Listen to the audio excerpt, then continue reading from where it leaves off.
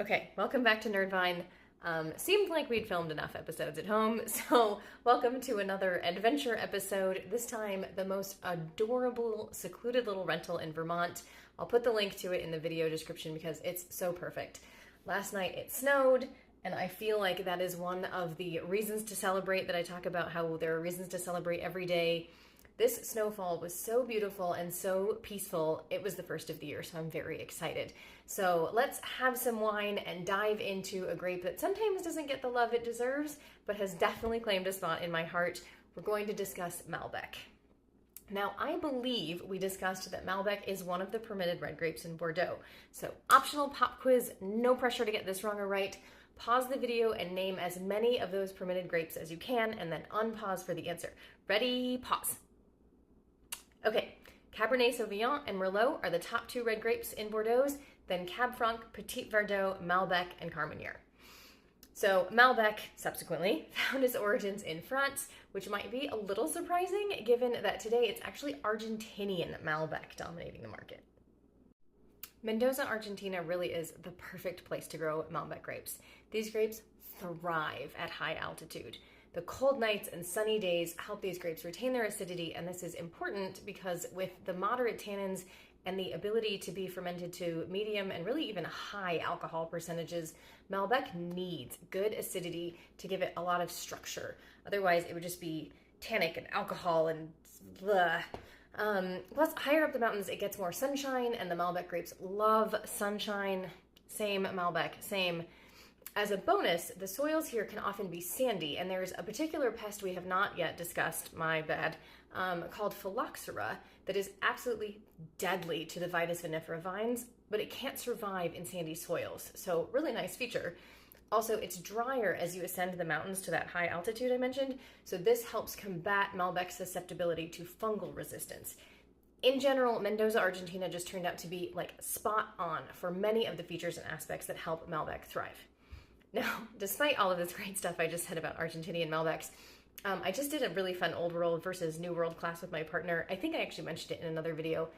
Anyway, we tasted an Old World Malbec from France, of course, and it was fabulous. So when I discovered I had a French one in my collection, I decided to use that for this video instead of the 2019 Mendoza Malbec I was supposed to be drinking, because honestly I should have drunk it in 2022. Well, the best laid plans of mice and aspiring wine experts. So more fun facts about Malbec, and I'm going to use the snow as my white background here. If you're blind tasting, sometimes you can get a pretty good guess if it's Malbec because the color will be more on like the deep purple range of the spectrum. And when you tilt it, the rim will be a bright magenta, which I actually think is coming across shockingly well in this video. Maybe not, maybe it's my perspective. But keep your eyes up for that. Purple with a bright magenta rim. After you've observed the wine, of course, we'll do the swirl and the sniff, and you can usually expect some nice black and red fruits here. Black cherries and raspberries if we're looking at France, and other cool climates, but expect plum and blackberry if you've landed on a warmer climate Malbec.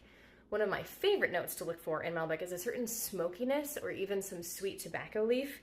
Now, I know that second one is a little unusual, and if you haven't gone around sniffing sweet tobacco leaves, but you're getting like a vanilla, almost wet leafy scent, that's approximately what that is. Also, now you have an excuse to take a field trip to a humidor and just breathe in that scent, because I'm not a huge cigar smoker, but humidors somehow always smell divine. I digress. Okay, let's taste.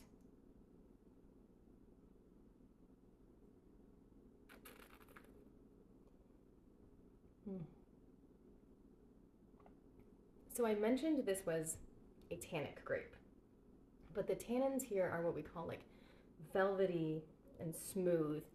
They coat your mouth and they somehow feel round. If you ever have an aggressively, maybe not quite well done tannin, you'll very much know, because it will feel like you have just taken like chalkboard chalk and coated your teeth with this gritty, grippy, chalky. It's not a super fun experience.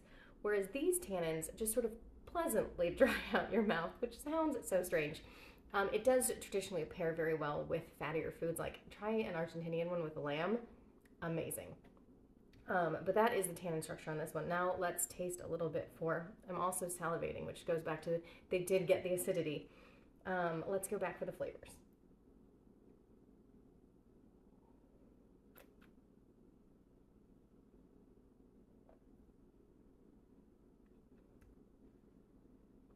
I'm getting the raspberry. I feel like I'm getting some plum, which is surprising. Ooh, that acidity's kicking in. It should only be a medium, but I don't feel it in my sour glands. I am definitely getting the salivation though. And some nice light. It's always lighter. It's always more, the old world is always more restrained, as we discussed in the video. So I'm getting some raspberry, maybe a little bit of underripe plum, I would say, like when the plum is still a little bit crunchy. Some baking spice. I don't quite get the tobacco leaf. I haven't read the back, so let's see if the back gives us any hints. Ooh, it does. Okay, our Malbec grapes are harvested from high altitude hillside vineyards in the Haute Vallée of Limoux. So that actually makes sense. They still used the elevation, which sit on rugged limestone-rich soils.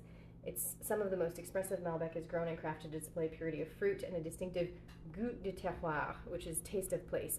Terroir we discussed in the vocab video, so feel free to review that. Here we go. Rich and mouth-watering, displaying blueberry. One moment.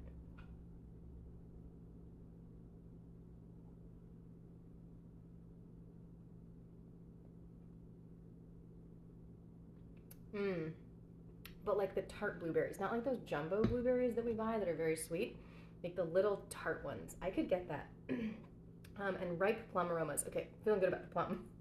Smooth and rounded, the fruit character. Ooh, smooth and round. That was the tannins we discussed.